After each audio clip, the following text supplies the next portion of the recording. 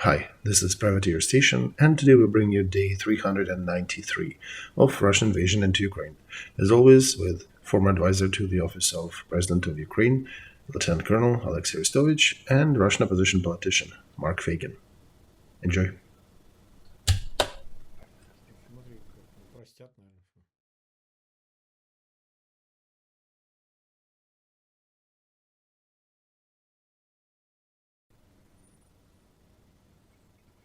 Дорогие друзья, рад всех приветствовать на канале. Dear friends, glad to see you on Feygin Live. I'm not sure, are we live? Kostya? Кость, мы в эфире или нет? Okay, everybody, hello, Дорогие друзья, welcome рад to всех Feygin приветствовать Live. на канале Feygin We Live. have some technical difficulties. Сложности, поэтому Please forgive us, не things обессудьте, happen. такое It is бывает. Сегодня четверг, 23 Thursday, марта, day и время 393 with Olexiy день Arestovych. 392 We have about 100,000 people watching us live.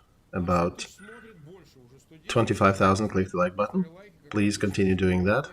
Ставьте лайки, поможете нам. If you keep sharing it during the stream, we actually get more Разместите их на своих аккаунтах. views, more eyeballs in YouTube recommendations, so please help with that. And subscribe to Feygin Live, to Olexiy Arestovych, and to the Privateer Station if you haven't done that yet, and if you are listening or watching that in English. All right, let's discuss. We had a stream yesterday scheduled, but it failed because our Вчера эфир я сразу говорю, не interviewee is traveling, and we still found a way to несмотря на do it today. все-таки эфир проводим. So, several days after the visit, Все-таки спустя this is being discussed very lively about China. сейчас Can we say that China в отношении Китая will actually говорить о том, что Китай venture out to help Moscow решится на in Москве в a situation of certain psychological pressure before the counteroffensive of Ukraine, and the expectation that Moscow alone will not be able to withstand that military pressure when it happens. давление And do you think they might get some help from China? Did anything change in your estimation? получит какую-то помощь от Китая. No, Mark, nothing changed. I think such probability of events is very improbable. Different reasons. First of all, China is very dependent on its exports, so it cannot blatantly violate international agreements.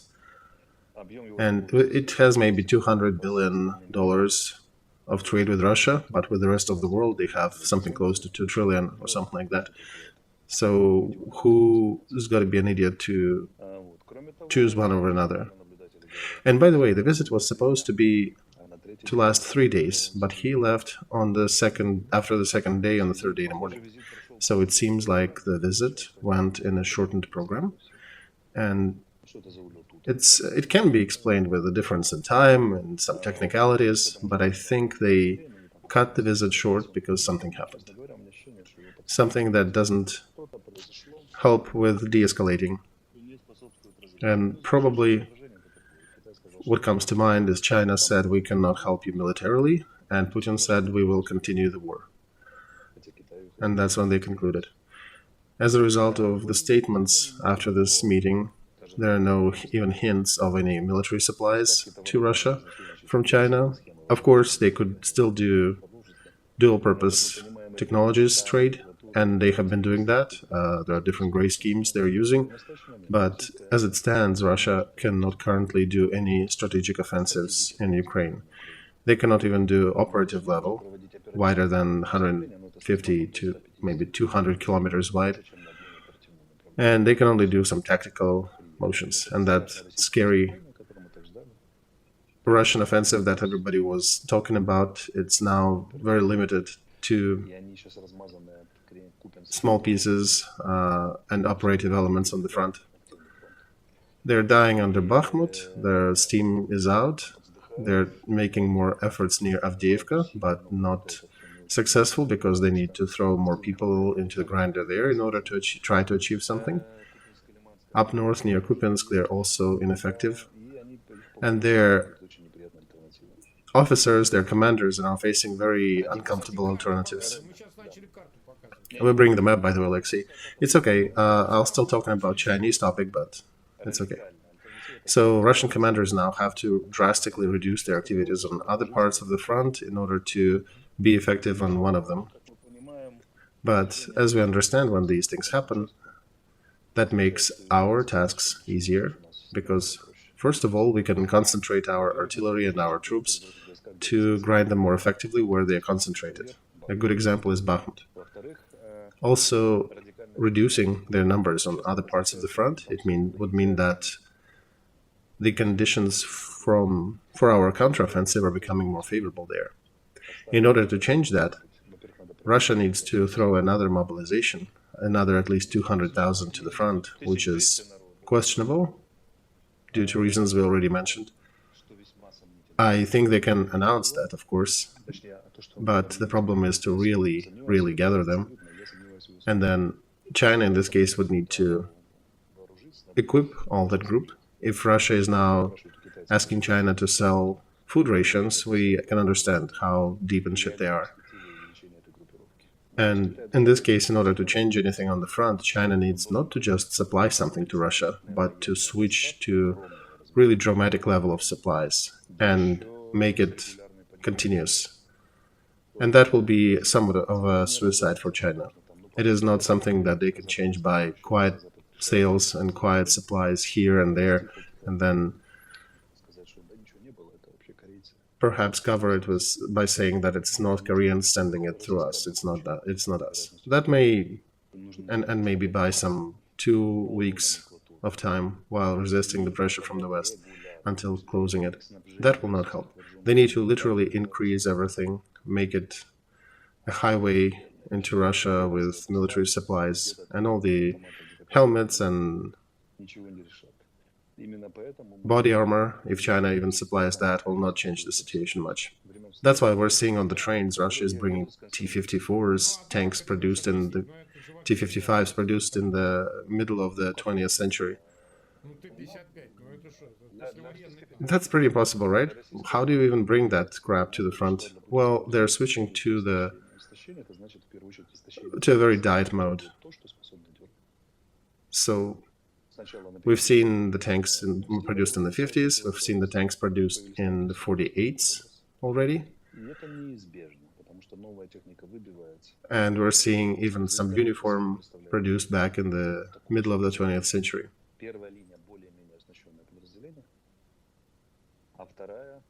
So all they literally have is they're running out of anything modern. They have about 60% they're substituting with old and outdated equipment and dress. They are screaming about running out of artillery shells, about their artillery tubes being overused and needing replacement. So even China coming in will not be able to change the situation. If they do any one-time supply or shipment or dripper supply, it will not change anything. It's a dead end.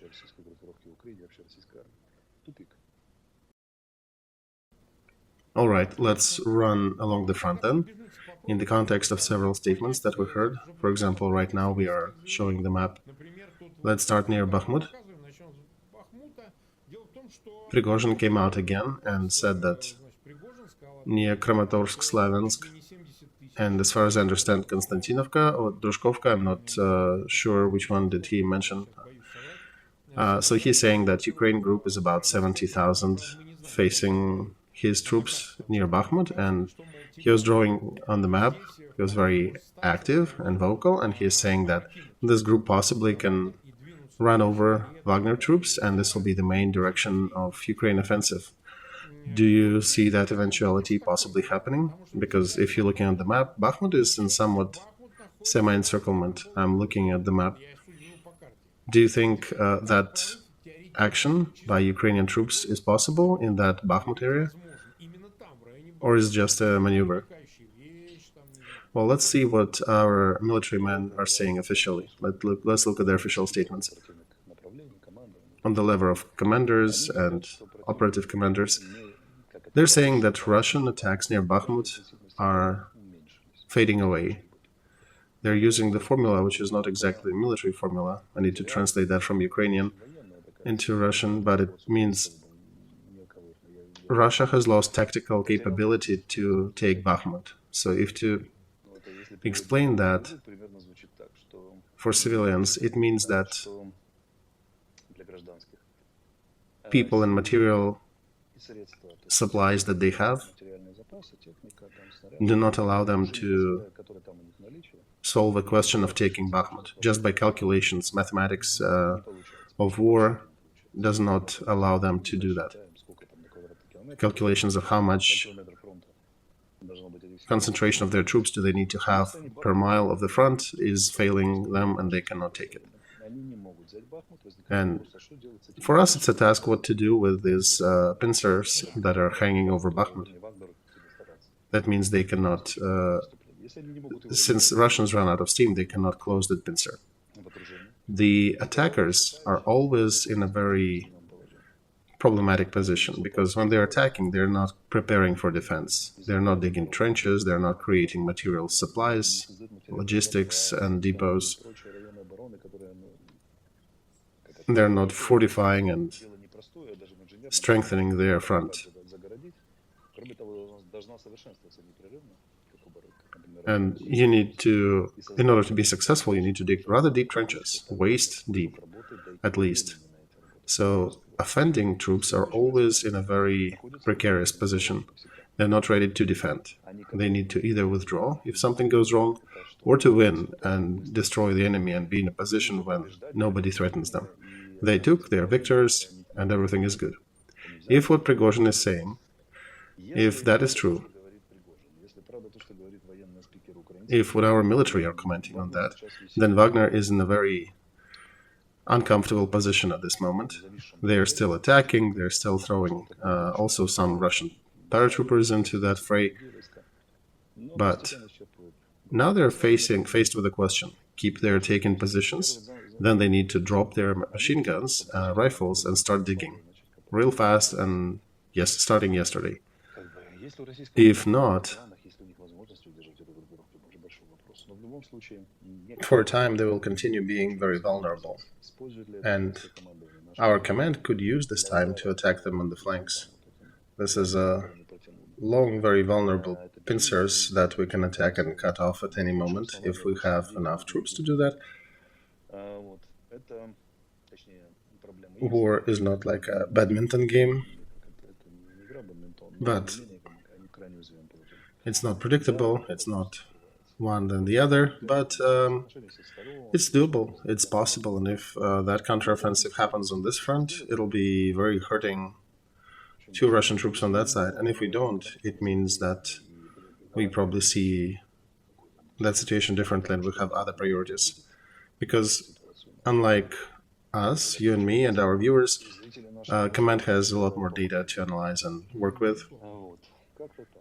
Near Avdiivka, they also escalated their action, but according to what Russians are discussing in their social media, they're throwing newly mobilized troops into the fight there. There was a good example of a battalion from Irkutsk where out of over 100 people attacking, they had only 3 people left alive. And that's systemic in that area.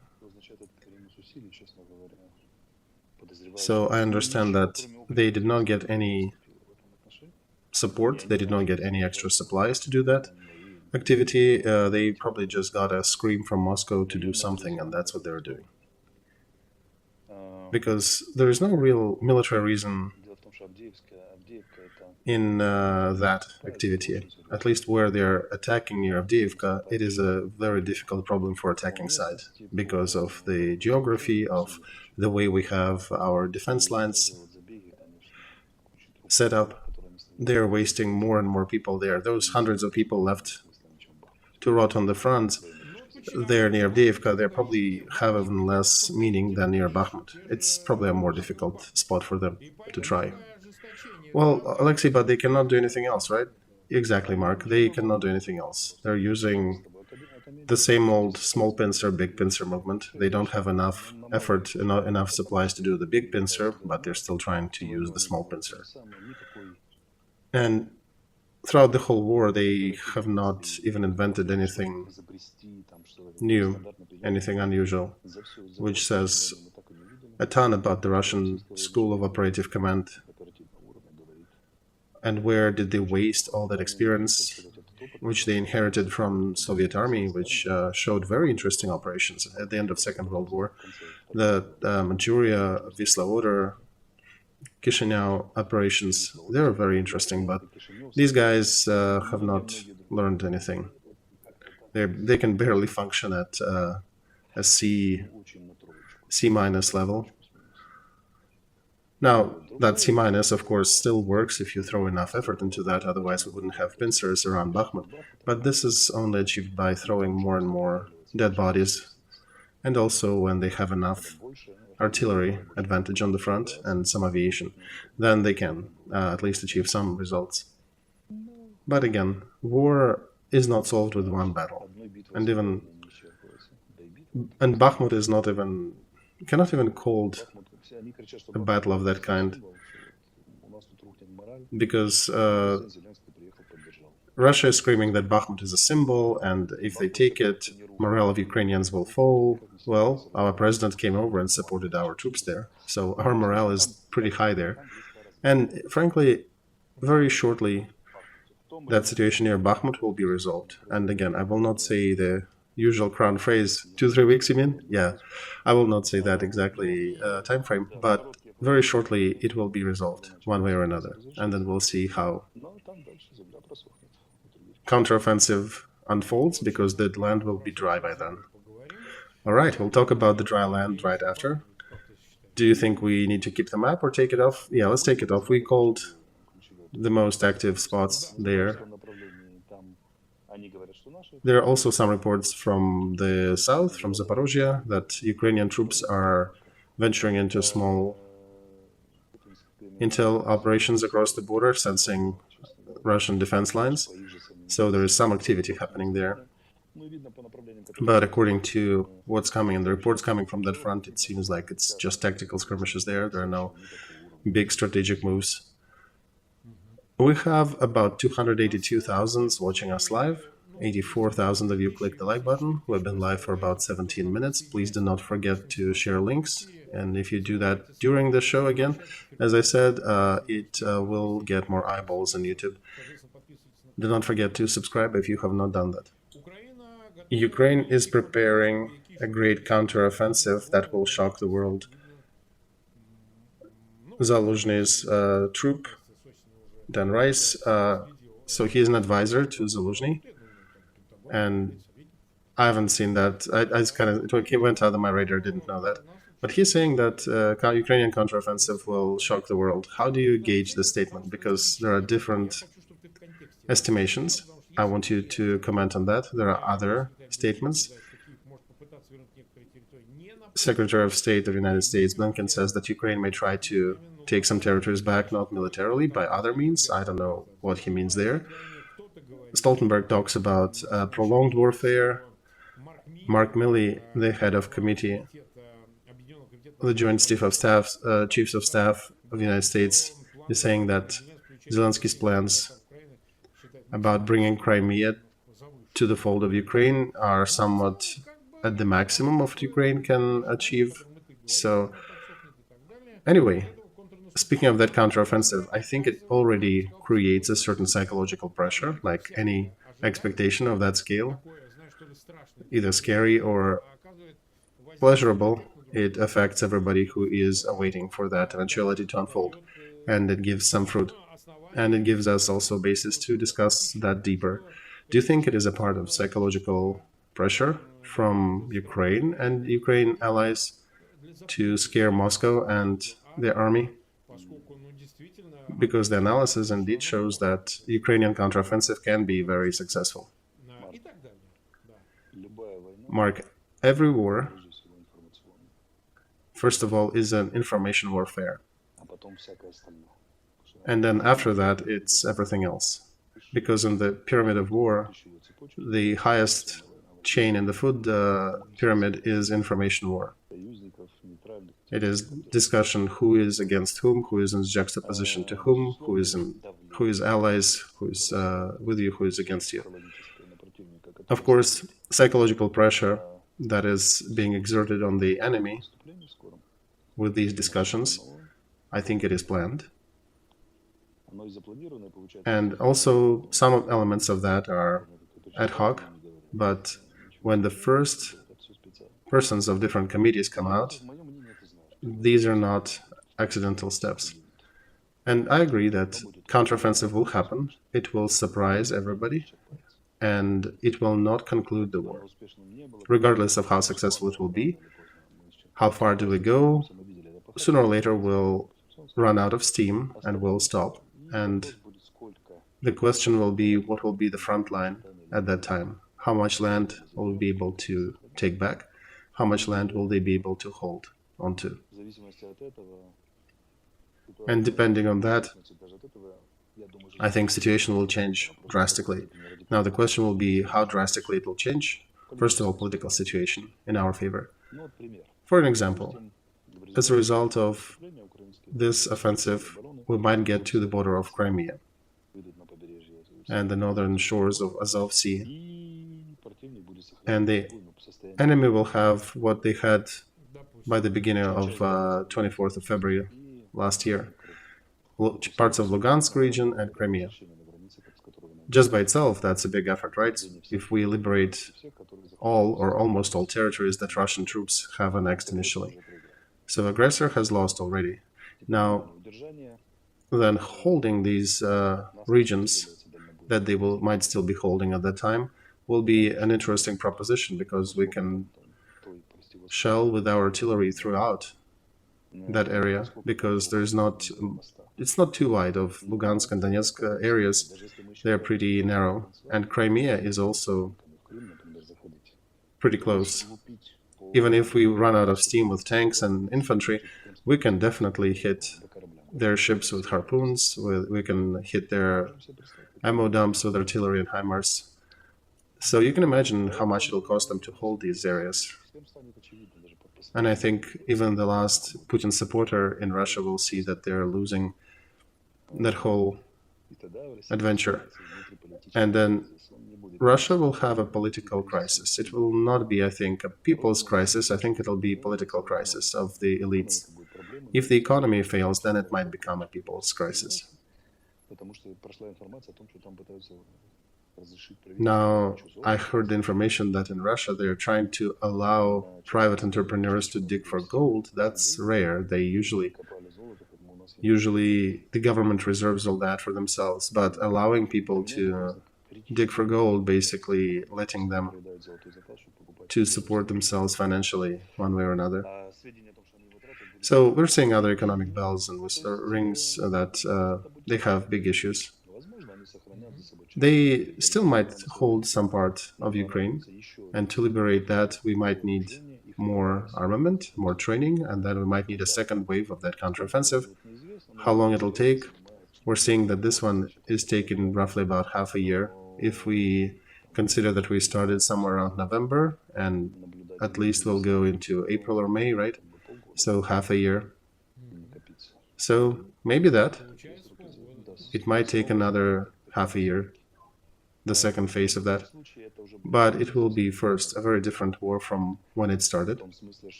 Because we'll destroy them and push them further out to the south and to the east. It will not be even us waiting for enemy to attack us and to bite us on one side or another. It'll be the war dedicated to finishing our enemy. Russia is still going to suffer with sanctions. They'll not be able to throw anything new on the front. They will, at best, be able to hold a small piece of land by throwing tens of thousands of their mobilized troops without any preparation, and will be mixing all that with dirt. Before tanks and infantry proceeds, we'll work with aviation and HIMARS. Will the war be over at that point? No. Will everybody understand where it goes to? Yes. Are the moods going to change radically? And political situation in Russia will likely change drastically as well. So for us, it will be much better, I think. For them, it will be much worse, but I think it'll be the war to finish the loser. The question is how much Russia wants to have it and how much Russian people want to have it. I don't think they're being asked, Olexiy. I understand, but they may answer before being asked. Right now, they still have some illusions that they might hold onto the captured territories and annex them and append them to Russia or leave them as those quasi-republics. But from what we hear from the Chinese leader, they have not refused from supporting the principle of territorial integrity of Ukraine in this case. And supporting these territories is eating Russian resources a ton, military resources, financial resources, other supplies. There's basically no diplomatic support for Russia as well. They have no allies if you don't count Syria.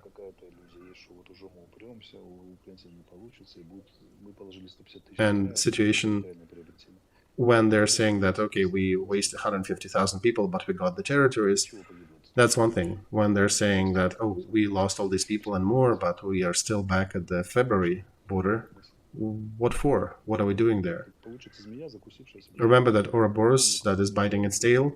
They ran throughout the whole circle. They destroyed their military, destroyed their economy, destroyed a lot of their opportunities to develop in the future. And losing markets, losing Europe.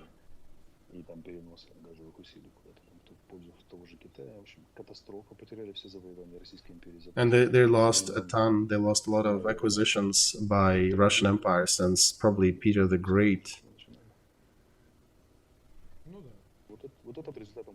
That's the result. And destruction will be great. The war will continue as long as that aging Baldy stays in power in Russia, but that's probably linked to his survival.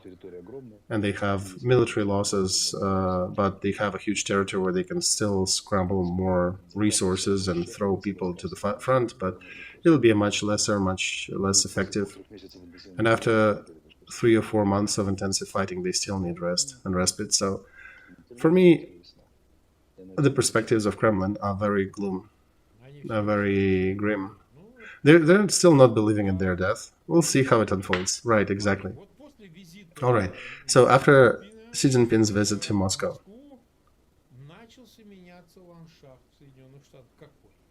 the landscape in the United States is changing. We understand Trump and DeSantis are changing their rhetoric. The main candidates on the conservative front who were actually making different statements about the war, and suddenly DeSantis comes out and says that Putin is a war criminal and he needs to be made accountable for his crimes. And that is unfolding because China started to appear in the frame.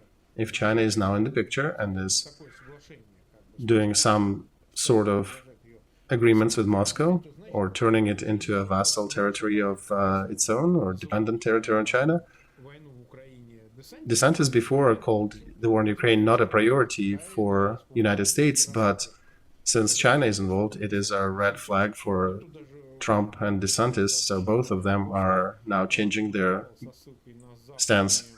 Piantkovsky sent me a message here with the links to Western media that he's following closely.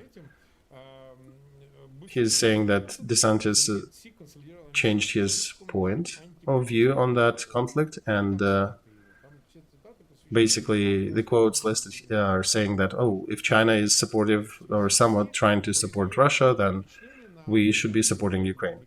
So Xi Jinping's visit produced a different effect on Republicans in America than expected, and some people were saying that Trump was holding his position because of his initial stance on the whole Russia thing, and now this stance is changing because of China's involvement, because China was definitely part of their focal attention points. This is exactly what we're talking about, Mark. Just ideological conversation between Russia and China and possibility of maybe Russia becoming closer to Chinese sphere of influence, it leaves no chances for Ukraine to stay neutral. Because imagine there is a Western bloc, NATO countries with European Union, and then there is China and Russia, and what's in the middle? Neutral Ukraine? The land that will be continuously fought over? So, of course, Ukraine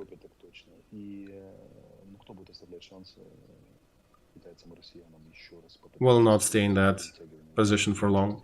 Who will leave it for Russia or China to try to take it again, attempt it again? So nobody. It may take us years to join NATO and EU proper, but again, there is an iron curtain shutting down along the borders of Ukraine and Russia.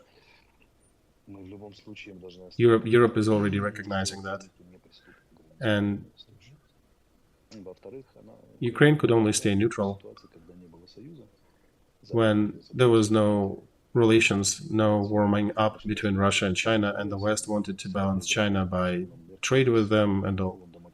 That's why Merkel and the others also voted against NATO expanding to Ukraine in 2010 in Bucharest. Now these conditions changed. The only road for us is to join NATO and European Union. We're the most effective factor in holding off Russia. We wasted their military. We physically disabled it. And we have about 1 million people under arms, and our army is victorious. So this is a great force that Europe might have. And it does need effective control. The West understands that they cannot just drop any control of this group. And the only control that can be exerted is by, for example, taking Ukraine into NATO. And I'm actually thankful to Xi Jinping for that visit to Moscow, because this is not only changing the rhetoric of Republicans, which America still has some isolationist rhetoric there in that wing, that America first. Here people start to realize that it's a big geopolitical strategic game in the scale of the whole planet, new unions and new actions. And when there is such a resistance, each soldier needs to be assigned to a side. If we're talking about Uganda and Zimbabwe, they're pretty far, but even there, Chinese influence is already struggling with French and American. But Europe, when the hot war is an active phase, and the war is not of just somebody, but of some pro-Western Ukraine with pro-Chinese Russia, here I think we're in a good position. I think God still loves us and is organizing the events and the visits by Xi Jinping in a way that it affects the West. If you take the Grandpa Brzezinski, if he was alive, he said a lot of things even before his death. But it is obvious. He did mention it's obvious where the border should lie. And even Kissinger is already acknowledging that in the light of facing China. If there was no union between, or attempt to warm up between Russia and China, things might be unfolding differently. Now everything will unfold much faster in the historical time frame, just because of that warming up between Russia and China, and because the formation of that perceived block between them. And we are paying a huge price for staying on that side of the Iron Curtain, and we're not going to be on the eastern side of it. All right, we have 327,000, over 110,000 if you click the like button. Continue asking those who are watching us, please click that like icon right now, and if you can, share information about these streams in your social media with friends, with those who discuss these matters of Ukraine. We're trying to stick with the same schedule. Sometimes we travel and have to skip a day, but, don't judge us too harshly. Anyway, to proceed, President of Finland signed a decree of joining this country into NATO, and seems like Turkey has no questions to Finland. Erdogan made a statement that Finland is duly fulfilling all the responsibilities of joining NATO, and Turkish parliament is supportive. No commentary on Sweden, but the next summit they probably can push it through. How do you see that situation? If Finland will be taken on that summit in July in Vilnius, even if without Sweden, do you think it changes situation, and contextually how it will affect the war in Ukraine? Because Finland is actively looking for ways to support Ukraine, even with jets. So Sweden technically is in different military unions, regardless of not being part of NATO. And by the way, half a year ago, America already made a statement that Sweden will be defended the same way that any other European country. As for taking Sweden or commenting on Sweden joining NATO, Turkey will likely not comment on that until elections. But after elections, after they happen, Turkey will probably understand, and he might actually expedite and change his position to allow Sweden to expedite joining into NATO. We understand that he is using that anti-Turkey, anti-Quran rhetoric by the minority in Sweden as his election campaign card. So when this is over, things might change.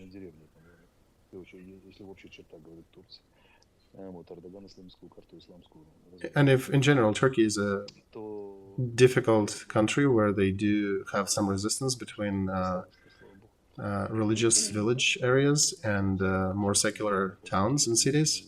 So Erdogan needs to play his card smart, and he'll probably not comment much on Sweden or change his rhetoric on that until the elections. After that, situation might change drastically. And Americans are still working with Sweden. And by the way, just joining of Finland joining NATO is already a big blow to Russia. Even if Finland joins NATO first, maybe half a year later Sweden will join, maybe with a little lag. But in the grand scheme of things, it doesn't change. They're on that vector. And they're already participating in the operations in Baltic Sea, in training, in mutual support. They were always integrated in these defense forces. There'll be formal joining NATO maybe half a year later or a year later for Sweden, if we take the more fringe scenario. But I think it'll unfold rather successful for that country. All right, we've been over 38 minutes live. We have a little bit of time left. A couple topics continued to delight us. One of them is Kirby commenting on Russian pilots being awarded medals for shooting down American UAV. And they didn't even shoot it down. They basically were spraying it with fuel and trying to maneuver it down out of the sky. Kirby said they're idiots because the dangerous maneuvers could lead to crashing two machines together, as a result of which Russian jet might have fallen out of the sky and sunk and could have been casualties. So he doesn't see any heroic action in sprinkling UAVs and jet fuel. Russia got pissed after these statements. They basically, summing up their reaction, they were telling him, "You're a fool yourself." But as a result, they did award their guy and trumped him up as the hero, national hero, the pilot. And to me, I'm puzzled. What is the great action that he had done? But yeah, Putin's regime made some public event out of this. And adjacent to that, I want you to comment on this. Our favorite shorty, Medvedev, he doesn't let us get bored.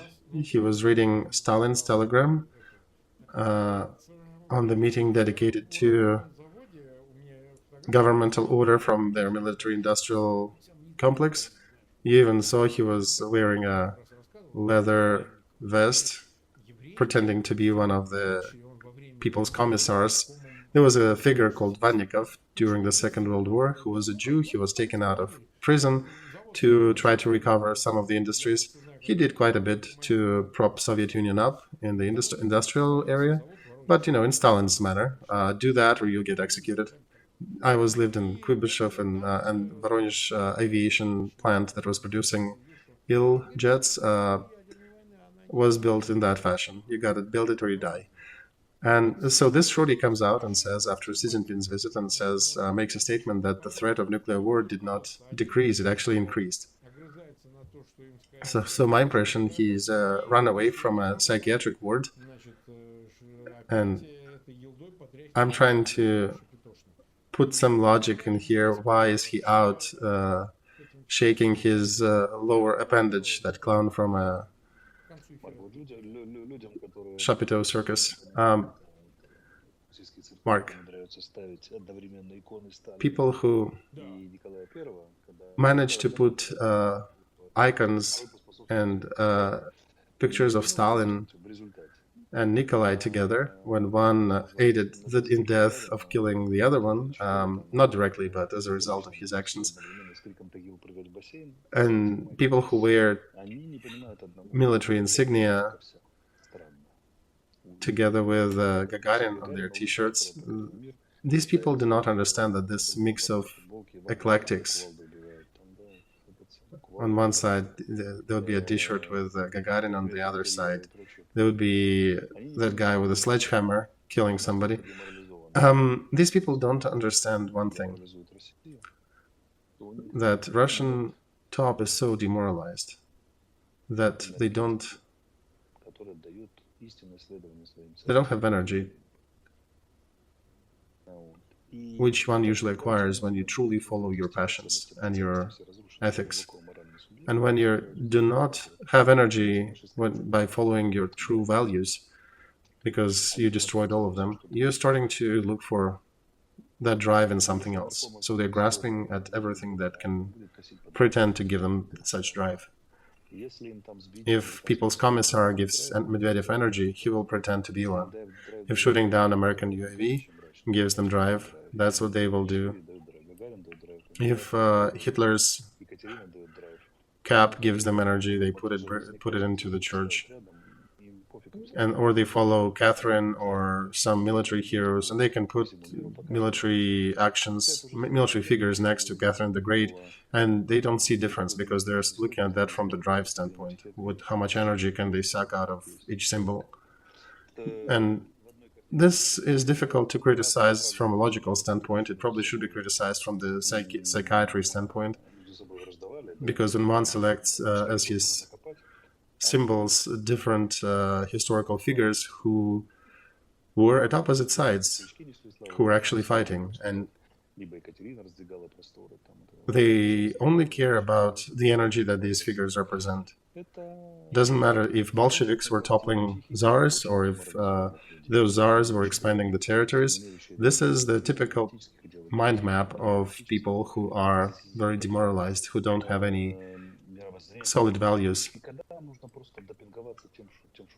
Philosophical, political, psychological, where their worldview is all mixed up. So they're just using whatever works. If it is cocaine, it'll be cocaine. If it's cocaine mixed with toothpaste or coal, that's what they'll use. Whatever works, that's what they're doing. Because imagine you're Medvedev, you wake up in the morning. Why did you wake up? To do what? What's your big goal? You're flying to Mars? No. You are creating a beautiful green environment for Earth later? No. You're fighting off some remote ecological catastrophe? No. You're dreaming for the Christ faith to win over the globe? No. You're bringing the banners of Islam or Buddha and starting to meditate and trying to make the world better? No. They have nothing. And then one needs to invent something and grasp at straws. All these post-Soviet people like Medvedev, they have a complete mesh in their heads, usually caused by destruction of their previous worldview. And it's a weird mix of pioneer's childhood with some criminality in their youth times. And then wars in Chechnya, blowing up their own buildings, killing their own people, wars in Syria, and that's what they see. They see Pioneer, Gagarin, and Stalin is good, it's from there. Sledgehammer was good this year, Catherine the Great was good a few centuries ago, and anti-Tsar activist in the early 19th century and the early 20th century is good because I saw a movie about that person when I was young. So let's put that all together and win everything. This is called social schizophrenia. And that's whom we're dealing with. Chinese leader just left Moscow, right? China came out 3 times publicly saying no nuclear weapons, no nuclear war. One of the top leaders, ex-president of Russia, comes out and says, and the second face in their ministry, in their defense council, comes out and says that nuclear war is nigh. How should the world take it? It drops a shadow on Xi Jinping's visit to Moscow and paints that he was dealing with madmen. So Xi Jinping is now somewhat responsible for escalating the threat of nuclear war. I think he would be very surprised that if he was told that his visit will bring such a rhetoric. And his dear partners are basically making him to blame for that, even though he is a principal opponent to any nuclear war, and he made these statements times and times again. They're dragging him into this conversation. Why? There is no tactical reason for that, no strategic reason for that, just to bring him up. They didn't think about it. And have you seen how Medvedev was looking in that interview? He was cosplaying Putin. Oh yeah. He was definitely trying to look like Putin. Remember that movie, 17 Moments of Spring? And that, yeah, there was a similar picture there when one of the officers touched the cheek of a boy, and the main character realizes that they're all cosplaying Hitler. And when you don't have anything to fight for, when you don't have anything to wake up in the morning for, you'll be just walking from one charger to another charger, from one light to another light.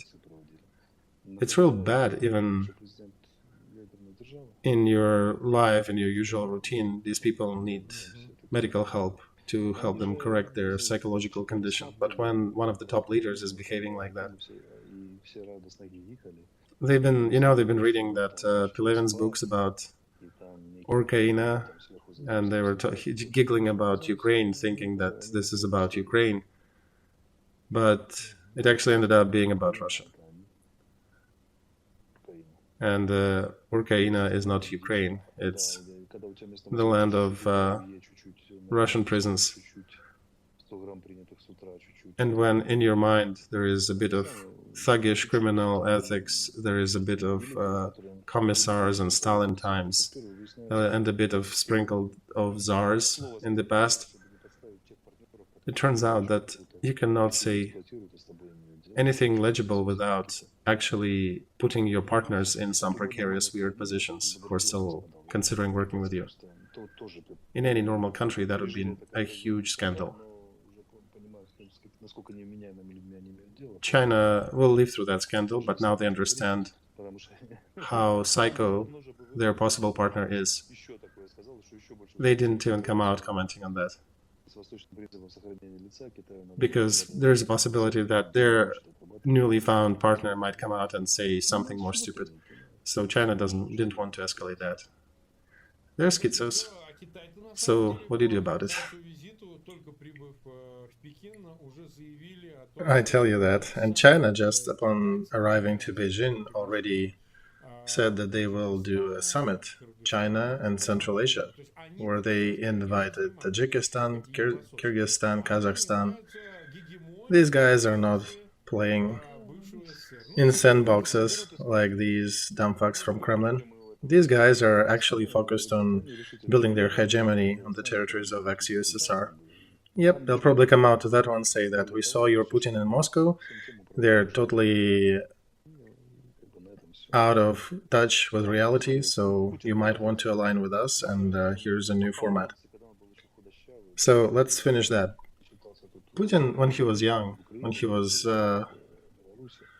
active and slender, and even in Ukraine, some people consider him to be a good politician. Ну, это по инерции He was given, as advance, an invitation to G7, to the club of the big countries of the world. Yeah, that was inertia from the 90s after Yeltsin.